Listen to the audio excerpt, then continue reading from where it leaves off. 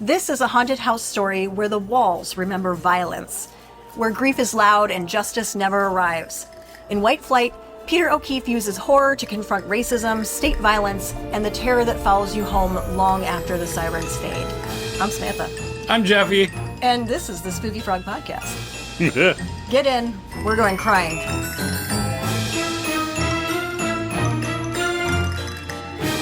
Hey! So, do we have any business up top to take care of? Do we? Do we? All right. Do we have I feel like you're hinting towards something, and I again am unprepared. Oh no. Business is we launched the Spooky Frog Book Fair event. We did. So We wanted did to do get that that. up front. Oh Before my I God. crush you and give you gut punches, let's talk a little bit about the book fair. We've got the coolest poster. I know we kind of debuted it last week, but Yeah, now true. it's actually live. Yep. Tickets are on sale now. They're $5. They're on Eventbrite. And we've got not only you representing Goth Barge, but then we've got DJ Cynthia, who is one of our best friends. Like, she's Sure. amazing.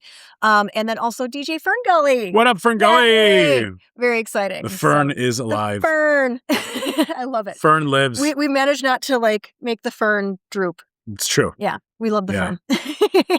We got full Fern. Full fern. Damn it, Jeffy. I like you just went with it because And you're like, hey, I trust this. Well, And then your brain went, no. my first instinct is Wrong. to just go with it and then Sure. figure out the rest later. Yeah, same. Which is, yeah. Yeah. That's Just why throw yourself like a rag doll at the problem. Yeah. And then eventually, it's just like right out the window. It'll all wash out. yeah, Um, this hot toddy has me. I know. So the boyfriend made us a little packed lunch of hot toddies. Because I have a bit of a cold, so we got a little hot toddy action going. Yeah, here. and now I'm a little like, Now it's nap time. Yeah, you want a nap. I always am like, okay, now I'm energized. Now I'm ready to go. No, Like- exact opposite for me. Yeah. I'm So- ready for a little limpy nap. Oh yeah, no. That now I'm actually like getting energized, which is good because I'm going to crush your soul. Yay! I like my soul crushed. Before I do that, I actually really like my soul being crushed. Mm. But before we do that, I just want to go over a couple more things on the book fair. The author and vendor applications are live. There is a link in our Instagram bio on the Spooky Frog Horrifying Book Fair. Spooky Frog Events is the Instagram handle. So you can apply there. Tell me about your stuff. Tell me why you want to be in it, that sort of thing. But I'm planning on having this be bigger. Jeffy's so bored with me right now. No, I think I've had a little bit of alcohol. Oh my gosh, I hardly gave you anything. I What know. are you playing with now? Oh, what are you Finding doing with the things. balls? Why do you have balls? Why is Jeffy playing with his balls? Oh. Yikes. Anyhow, if that didn't turn you off, apply to be in my book fair, I guess. Going to be May 16th. Maybe they're into that. Don't kink shame. I'm just kink asking why. Why would you have to do it now? You've given me alcohol. Now I'm your problem. Come on my boat. Come on. That's still my favorite thing that JJ's done is so JJ, Oh, for sure. Davinian, our other DJ for Goth Barge, is A, an impeccable dresser. B, did this wonderful ad for the New Orleans boat where he was like, vampires of the masquerade. Come on my boat. I like that you almost went Macarena. I know or because something. Like you're I have a cold and I'm all nasally, so everything's coming out real weird. vampires of the Macarena. Macarena. Aye.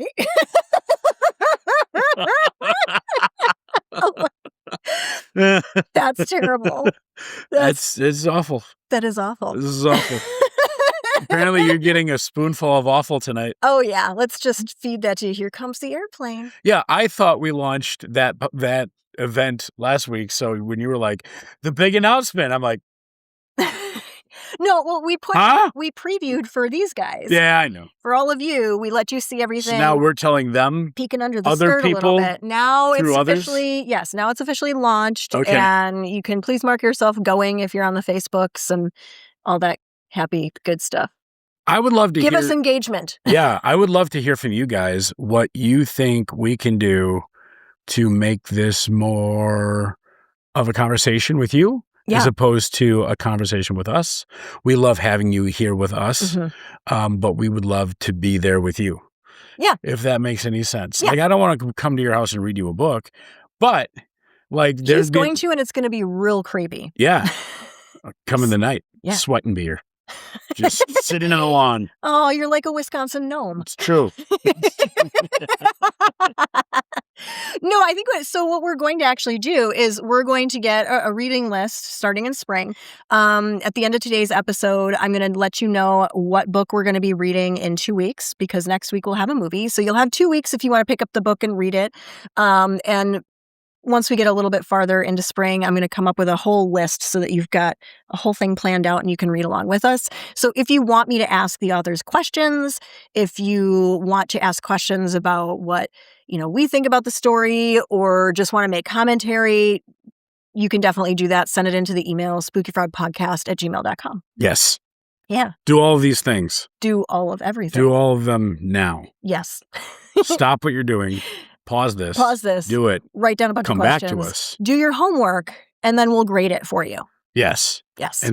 And we'll see if you make it to the slumber party. Yeah. Are we having a sleepover? I guess. Okay. I don't know. I am going to clean out the theater. I'm like, if you looked this way, there's a theater, and I am cleaning all of that out so that we can actually have movie nights. Yeah. I think that'll be good, because then we can do that before we do the movie portion. Yeah. And so we can kind of just like preview it again, because there's some movies that I think we haven't watched in a very long time. Or, I mean, for me, sometimes there's ones that I haven't seen. So. Yeah. I did not rewatch, Lost Boys. Lost Boys? Yeah. I didn't rewatch it. Didn't have to. Well, I kind of know that one. Yeah.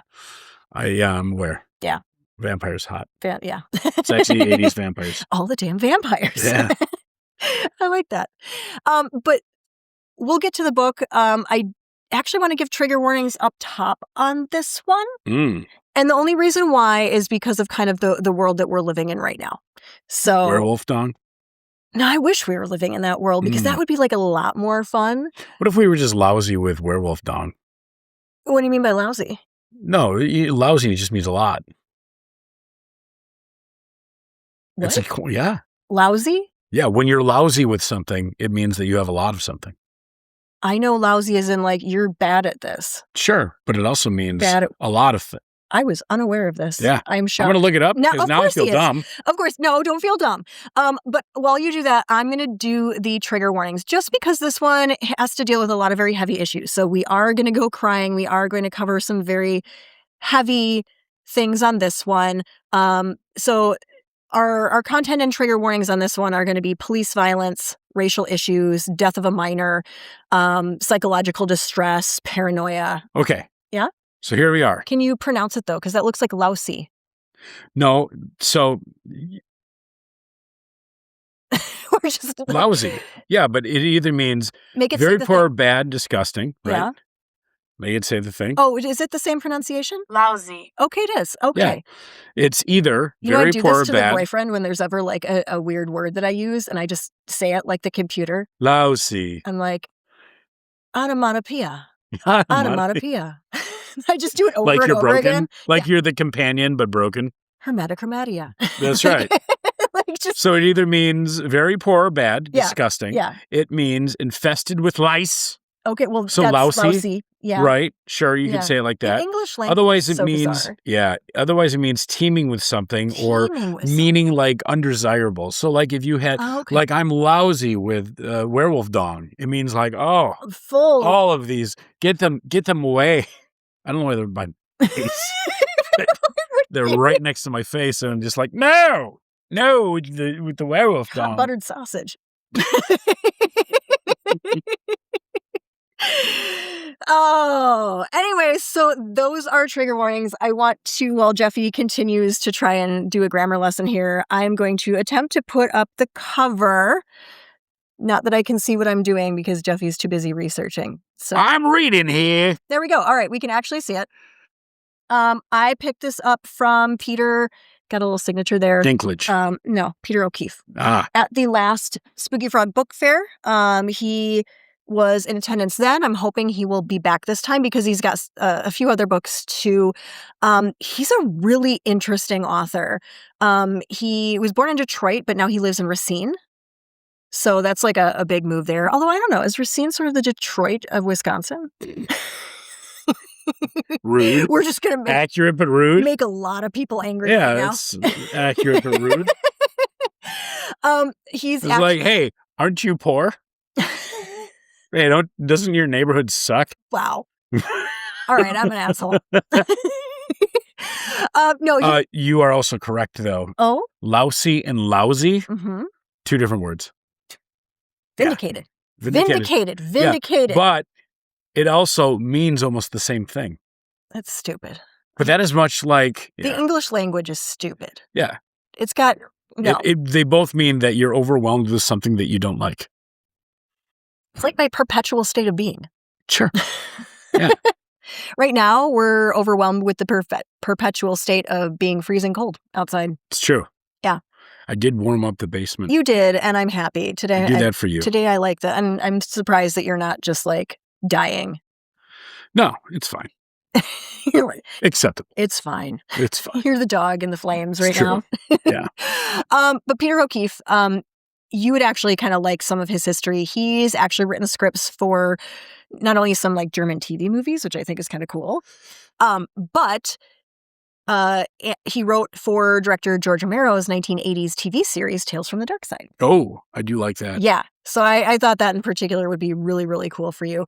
Are you a Tales from the Dark Side or a Tales from the Crypt? Both. Yeah. I do like the Crypt Keeper, though, just because he's so chaotic and insulting, and like none of those jokes would fly nowadays. Oh, no. And it just like kind of reminds me almost like a Bordello of Blood kind of situation, which is just kind of fun. Who is your favorite horror movie? Are you asking me to recognize a human being? No. Okay, because that I can't do. Character. Oh. Elvira. Oh. Tales from the Crypt, the Crypt Keeper. I mean, you could even go into like local monstrosities, like what is his name? He does the horror hour. The horror hour. Svengoolie. Oh, okay, yeah. Like any one of these kind of like midnight horror. Do we get Rod Sterling in there too? Sure. Oh yeah, that was very. Yeah. Is that cheating? Yeah, he's just because he's not a monster, right? You just kind of, like I've invited you to eat delicious stew, and you decided to go to porridge.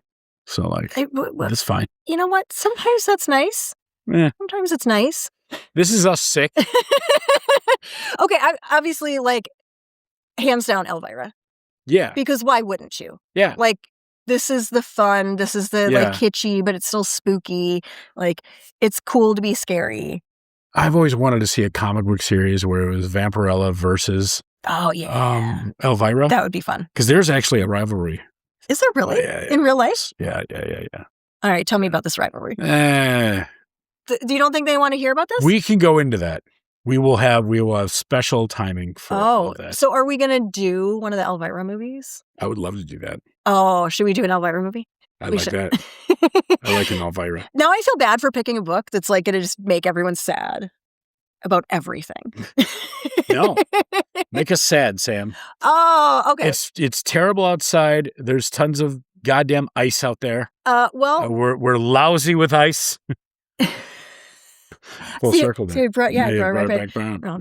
Yeah. This is the second time tonight we've just thought of the same thing. We were trying to look up some music, and there was a track that played, and we both look at each other, and all of a sudden it's like pure moods. So just start cracking in the 90s, for those who are not initiated, in the 90s, you would fall asleep with snacks in hand, face first into your pillow, and then would be wildly awoken. Like just shaken awake. You had the TV on. Yeah, by the very loud Pure Moods infomercial. Oh, yeah. Which was, it would start off with, sail away, sail away, sail away. And you'd be like, ha! And then it would be Pure Moods. Yeah. And then suddenly it's Anya or some moods. Like the chanting. The chanting, yeah. This is when, what was that called? Not Imperial chant. No, not Gregorian chants? Gregorian chants okay, yeah. was like super popular. For like a hot minute, yeah. A hot minute. That was really like, weird. This is what we all want. And everyone's like, why? And everyone was like, no idea, let's stop. Yeah. Yeah. And Anya had like a moment and then they were gone. Yeah. But that pure moods thing, like that is burned into my core memory. Oh, yeah. Where like, I could be on a desert island for 20 years and I would hear that like, and I would just be like, what? Like, it would come right back. So I don't know. We're idiots. That should be my alarm.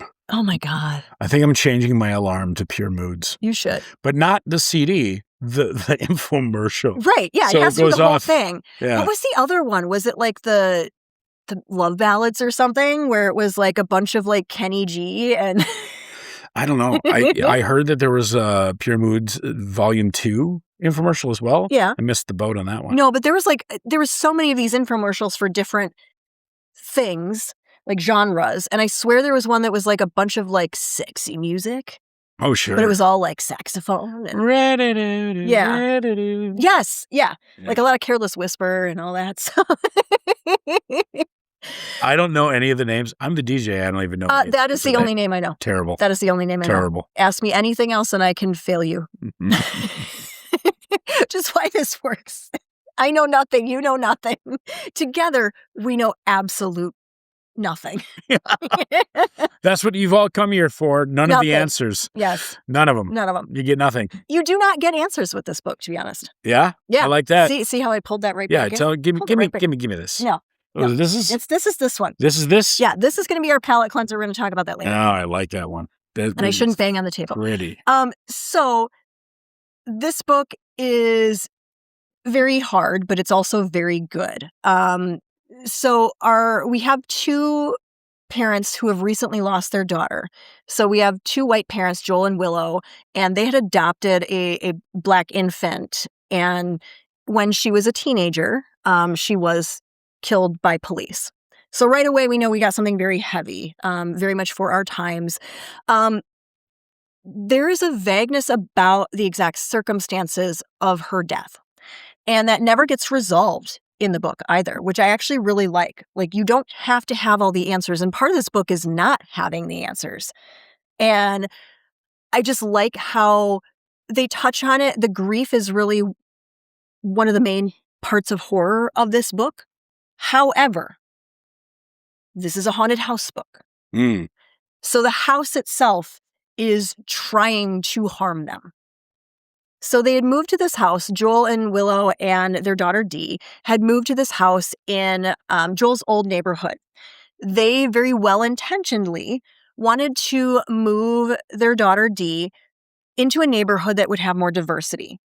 And they put her in a school that was very diverse, and they were trying to do all the right things. And part of the book is just all these parental cringy blunders where they're trying to do the right thing, but don't really understand that they're still trying to like put her into a box. Like, here, go make some black friends. Here, go do all these like white things. And she's then having this existential crisis as a teenager. They're in a neighborhood that is kind of being gentrified. So Joel grew up in this neighborhood when it was a bit rougher. He feels like he knows this neighborhood. He wants to really work on this house and make it something great. But the house is haunted. And when I say haunted, I don't mean there are ghosts. The house itself is the haunted object, which is really unique. So you don't find a lot, besides maybe like the handyman method, which is a Nick Cutter book that we'll cover way down the line, of like an actual house being the haunting, not something within it. Now, the house has a violent past, which doesn't get fully explained. Well, the haunting on Hill House is a haunted house. So that's the thing is, this actually, it has been described by some readers as a combination of Haunting of Hill House and Get Out. And I know you like Get Out. I like Get Out, and I like Haunting of Hill House. Yeah, I like them both too. And it definitely gives both of those vibes. But then it has like interracial strife. Right. Yeah. So it's kind of like a disparaging stew. Yeah. Yeah, like sad stew. It is a sad stew, and I love a sad stew. I love being punched You'll in the stew gut. in a sad stew. I know, I really do. I want to like marinate in there in the sad stew. and just like kind of get in there. Let all the flavors marry. Yeah, exactly. Yeah. So there's a violence that has been done in this house historically. You don't learn exactly what that violence was, which I like, because what happens in this book is it very, very quickly just starts to devolve into absolute chaos and like cosmic chaos almost, where it really does toe that line into cosmic horror. And I absolutely love cosmic horror. So we're getting close to like House and House 2. Yes. Yeah. Okay. But it's also then kind of like taking that grief horror and having it be at odds with the house horror. So they can't deal with the house horror because they're dealing with the grief horror. Mm. And so they're, in this house and things keep happening. There's somebody pounding on the outside of the doors. They look out, nobody's there. And they're very concerned that they don't want to call the police because of what's just happened. And so then there's that issue. They've got just this overwhelming sense of, hey, we should move or hey, we should not move, where they just are like static and they don't know what to do. So they're just sitting in this house while it kind of changes around them, which is really, really fun in terms of like how it's laid out. So this house has always been haunted, even before they moved into it, right? And there is a question of, did the house kind of change anything with Dee and lead potentially to her death? Mm. Because, and I love that it's so open-ended, right? So it deals with, you have a teenager and you have a teenager of a different race than her parents and trying to find her place in the world. Like she's like, I don't want to be your project. I don't want to be your pet. Like I'm a person in and of myself. So those are normal teenage struggles, right? But then there's a question of, well, is the house doing some of this too? So there's a particular bedroom that Dee insists on having, and that is where all the violence had happened previously. And again, we don't know what this violence is. We just know that it has been very violent. And they at one point try and move her out of that room, and she completely throws a complete fit. So they end up moving her back into that other room. So there is like this sense that maybe the house is doing something, like maybe there's a pull to that room, and it's really, really cool. What kind of ends up happening, and without giving away the story, is things just start to dissolve very quickly into, hey, are we in the right time? Are we in the right place? Are things moving? Are they growing? Is the house potentially organic? And it culminates in an ending that is so perfect and crushing at the same time, which I was just so completely impressed with.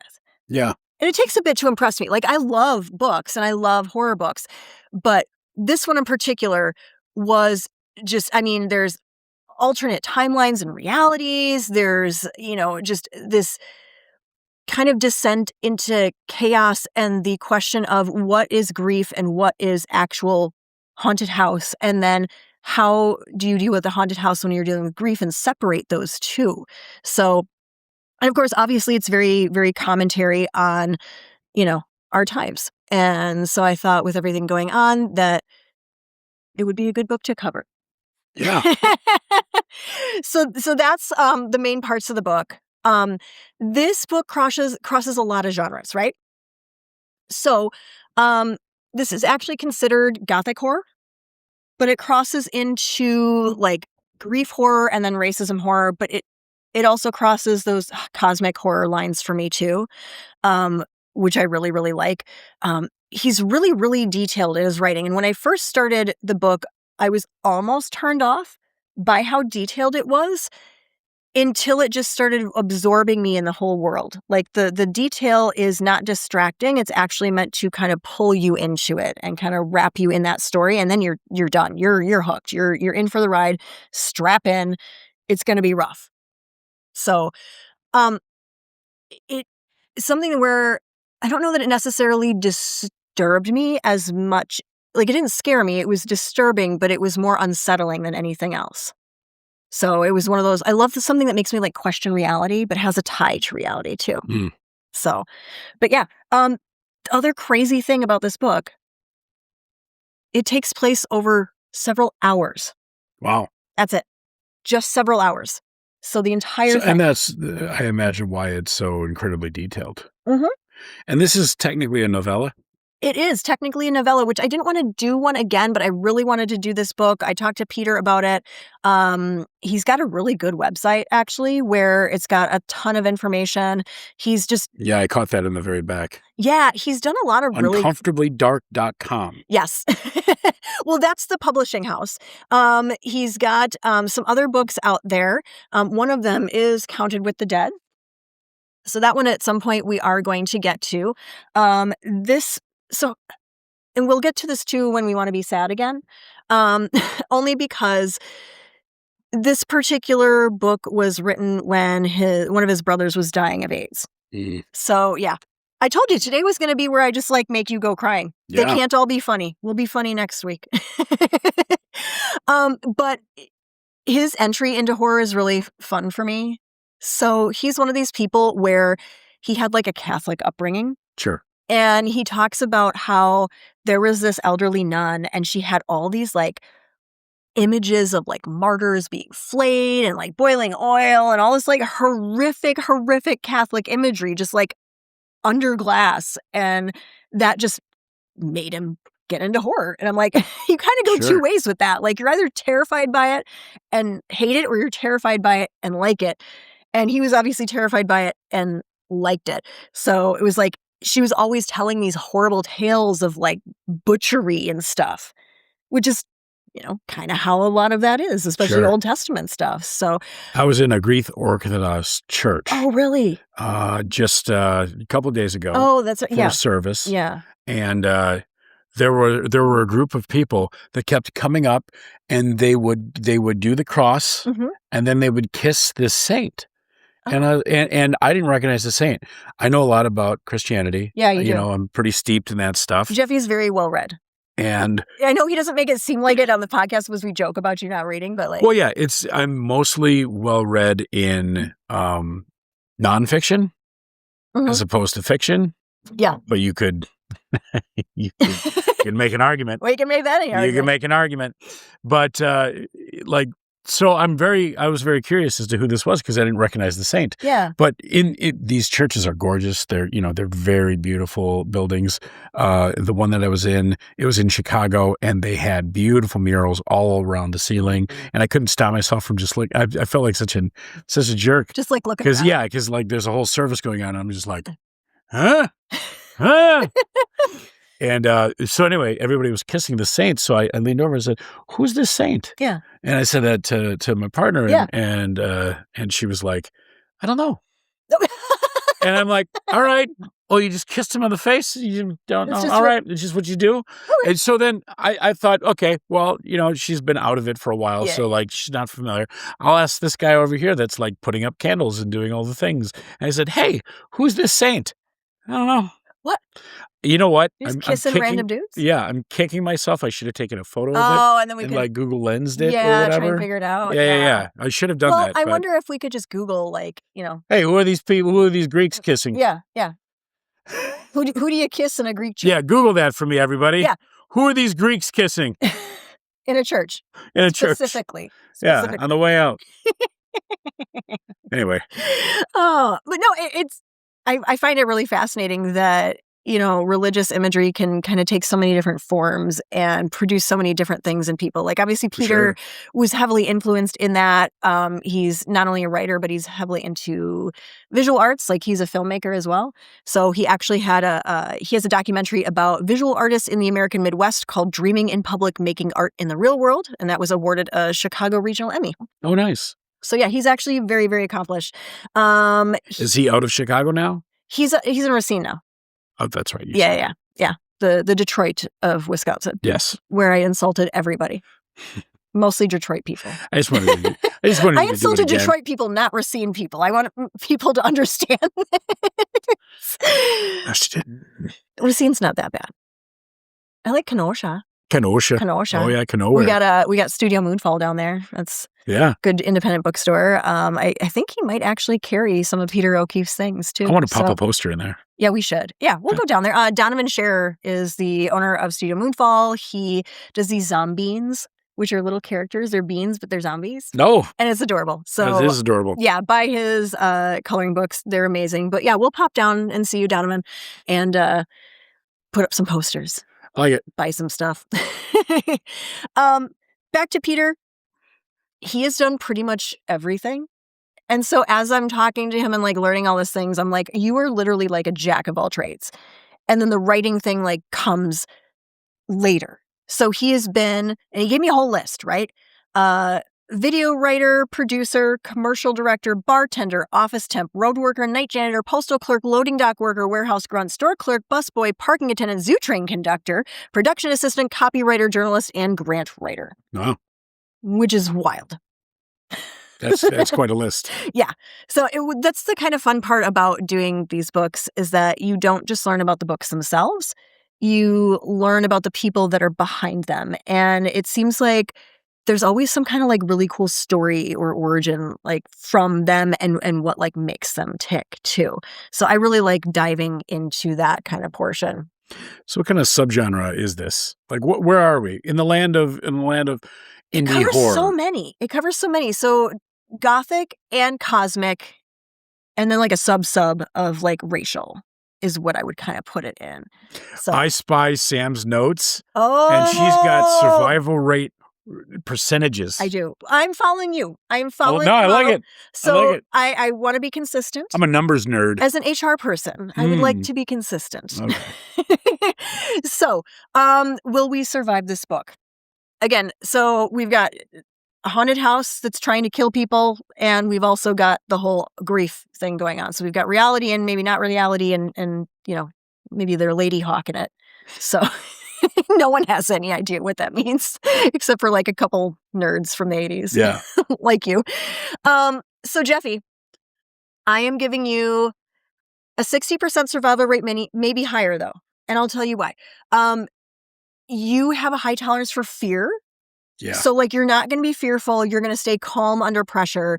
You're not really like easily rattled with things.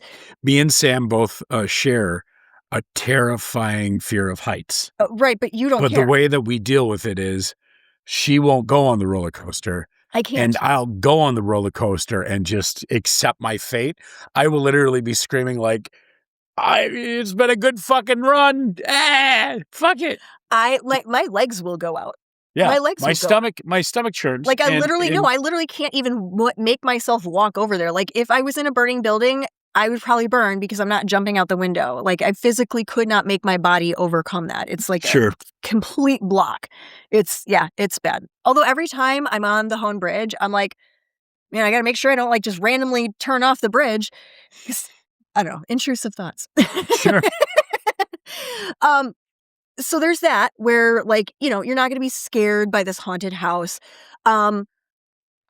However, what I think you might run into trouble with this one is that you tend to stay and try and understand situations. Yeah. So you're going to be like, if doors magically appear, I'm going through them. Right. You're like, maybe I can understand this house. Oh, you want to kill me, house? Maybe I should understand you first. Yeah. And then it's going to be like, and kind of eat you. So that's where I think you might run into problems because, you know, you're trying to reason with a house. And that's not going to happen. Myself, not much better odds, really. And I'm kind of dicey on this one, actually, because I go back and forth. So with me, like, I am pretty capable of clean breaks when something becomes unsafe or, like, untenable. I don't really, like, cling to situations just out of habit. So I could, like, walk away. I could definitely be, like, one of two things. I could just go, hey, bye, haunted house. I got to go. We're not doing this. I am leaving, right? But I also have a very strong sense of justice. And I think that I could get a little bit too much of an emotional connection and have that like feeling that I need to find justice. And especially with other people involved. Like, so like if you're in the haunted house, I'm screwed. I'm staying. Yeah. Like I'm done. So I gave myself 70%, but I could also give myself like 40% depending on if somebody I cared about was in the house with me. Somebody I care about is in the house, well, I'm done for. Sure. If not, no, I gotta go. I'm done. Our overall, I give us like a 65. So we're not doing horrible, but we're not doing great. I mean, we still got an F on the test, I think, but sure. We're a solid D-. We can't solve this. We can't fight it. And that's where our weakness is. We like to solve things or fight our way out of them. This is something where, none of our good intentions, none of our feelings are going to help with this. We would basically have to go we can't fix this and just choose each other over the house. Sure. And both be hey, let's go. Yep. And I think that would be difficult. Yeah. Yeah, possible. But at some point, I think we both decide, okay, this isn't working. Right. Let's retreat and get a game plan. Right, yeah. But then we would go back in because we're... You'd go back in and then I'd have to go and get you because it's the whole way the house gets you is you're staying out of guilt or something, sure. a connection. So if I can convince you to leave the house, we're fine. We're fine. If I can't convince you to leave the house, then we're both doomed. Sure. That's how that ends for us. So. All right. So. Yeah. Does the dog die? Content warning time. Yeah. The dog does not die. I did the triggers up front just to cover some of that in case people really needed to skip that right now.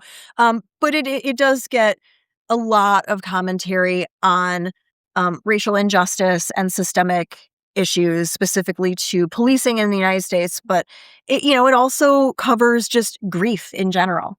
So the loss of a child and the struggle to kind of find who you are after that.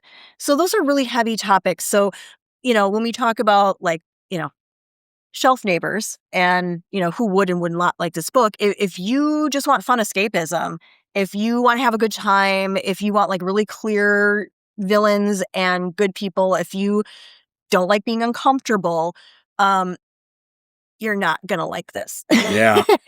However, I do have some recommendations if you do like getting your gut punched a few times.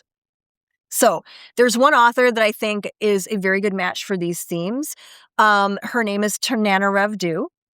And she has written several books, but the ones that would actually really pertain to this are The Good House. So obviously direct, narrative there. But I also think that The Reformatory would be a really good one to read in companion with this as well. So The Reformatory takes place in 1930s Florida, and there's a reform school for boys. And in 1930s Florida, that means you blink wrong as a Black child and you are going to this reformatory. But that one is also a ghost story. That is, it's a ghost story, but also I love how she and how Peter just wrapped up this entire other, supernatural story within a very grounded, horrible reality that is also the ghost of this story. Sure. So read Tananarive Due. I really liked The Reformatory. I thought it was fantastic. A lot of people cry at the end. So if you want to go crying, some people might cry at this one too at the end. So one of probably the best endings of a book that I have read yet in our time doing this podcast. So you want to know what we're doing for a palate cleanser? Because now I've just depressed the shit out of everyone. We can't have it all be fun, right? It can't all be like monster dongs and boobs. And hot 80s goths. Right, hot 80s goths. So occasionally we have to do something serious. And I thought now would be the best time to do that too. But next week, I'm going to give you or not next week. Next week, we're doing a movie.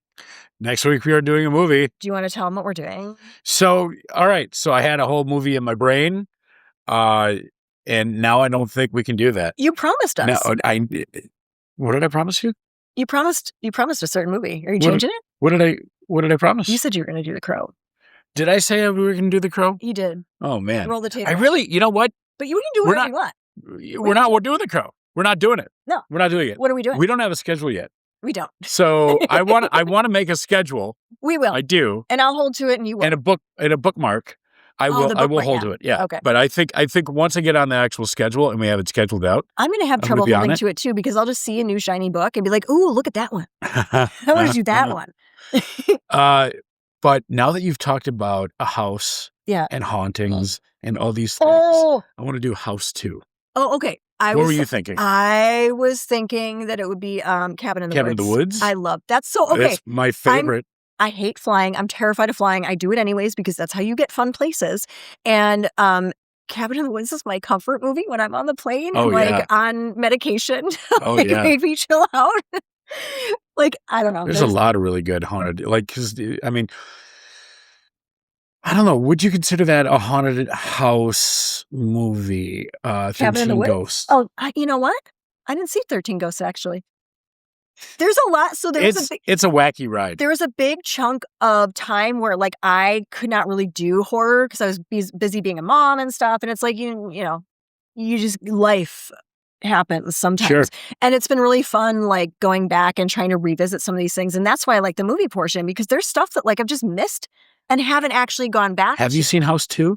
I'm not House 2. We're not even doing House. We're doing House 2. Yeah, I've not seen House 2. Yeah, well, we're doing House 2. You know what's funny is it just we're doing House 2 as a group. We should try. Yeah, we should do. We've got 2 weeks. We can figure out somewhere in 2 weeks. Yeah, we got all this extra time. You got all this extra time. We ain't doing nothing. There's no prom going on. No. There's no podcast. No. There's no Netflix. I am lousy with good times. We got prom. I'm my life. I know. Oh, so terrible. We have so overburdened. much to do. Yeah, we have prom committee coming up. Yeah, at the new Omen location. Yeah, that's gonna because Omen is now moving into the old Love and Limited location here in Milwaukee. I'm so excited. That's I love this. That's such a good location. Like, such yes, a good I'm sorry space. that they're not going to be right across from my favorite bakery anymore, so I can't just get soup and then spend all my money at Omen. Yeah, which is kind of usually what I've done. Well, just tell Bakehouse to move too. Everybody move. I can get my bakehouse. I can then go to Omen, and then if I need a coffee, I can go to High Five. Can just make like a good roundabout there. Yeah, fair. Yeah, I like it. For some reason, when you say House 2, I was like, okay, maybe they're going to go for like, what was it, Cabin Factory? Yeah. You know what? I mean, I still want to get her in the games. By Cabin Factory. We're going to get, you know what? We're going to have movie club, book club. Gaming. Game club. I like it. So because I know nothing about games whatsoever. Like, I wasn't raised on them. I can't play them. Nothing. Sure. But I've got a fun palate cleanser. Obviously, I'm sick for you next time. So I didn't tell him this yet, but I'm going to tell him soon, or he'll just find out by watching this, and we'll find out if he actually watches. This is a test. My day for the brain. Yeah. No, it's your. Actually, you should have the brain today. So. I am too sleepy for the brain. I know, me too. So we're gonna do a book that is by Freak and Asher Dark. So okay. It is In the Club, We're All Monsters. So look at that cover.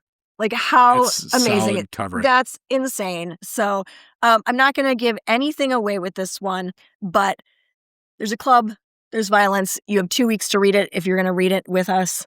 I will probably message Freak tomorrow and just be like, hey, guess what? You got to tell me more. And you have 1 week to watch House 2. And eventually we're going to get this where we're doing quarterly. So every quarter we'll have a new bookmark, and that bookmark will have which books and which movies we're going to be watching and what dates we're going to be watching them on. So you can watch along with us. And that's what we'd really like you to do is, like, be in our club. Yeah. Be in our little cult, like, watch movies with us, like, hang out and watch movies and then talk about them with us, hang out and read books and talk about them with us, video games, all of it. Yes. Like, let's just talk about. And we'll talk about if we would survive. And if we would survive. Yes. That would be an alternate title for this podcast. Would we survive? I was literally thinking. That's all right. We're apparently on the same wavelength more than usual tonight. So. So what do you got going on, Sam? Obviously, Spooky Frog Book Fair. So it's happening. If you are an author or vendor, please apply. There's a whole plethora of very reasonably priced table options. You can share a table. There is a room block at the hotel that we have the event at, so you can get a discounted room. There's also a shuttle from the Do any of those rooms have hot tubs? I don't know. There is a pool at the hotel, though. Okay. So there's that. the applications are open. I will announce the accepted authors and vendors at probably the end of February. And then we've got tickets on sale for the actual book fair itself. Awesome. So we've got, obviously, prom coming up. Yeah, Goth Prom is coming up. It's coming soon. Yeah. It's coming hard. It's coming fast. It's coming fast. That is Valentine's Day weekend, Friday and Saturday the 13th, Friday the 13th, and then Valentine's Day the 14th, both at Mad Planet. We're going to have a bunch of balloons, bunch of hearts on the walls. It's going to be super cute. We're making our hearts right now. We're coming up with all the dumb things we're going to put on the hearts. Oh, yeah. And that's probably my favorite part of this entire thing. Sex, cheese, death. That was my favorite. They're very scrawny. But yeah, and then after that we have Goth Dad and the Grimdark side quest. Yeah. So that's Goth Dad, Grimdark side quest. I think that's going to be a lot of fun. We're going to be in the View. That is a circular ballroom that's basically on the tippy top of the Hyatt. And it overlooks the entire city. The view up there beautiful is enough for the $15 ticket, I think. Oh yeah. Just for the view. Now I can't get anywhere near the windows, but it's pretty. So $15 for the view, and then you get free Goth Parks TJs and free Goth Dad because the view is enough. Right.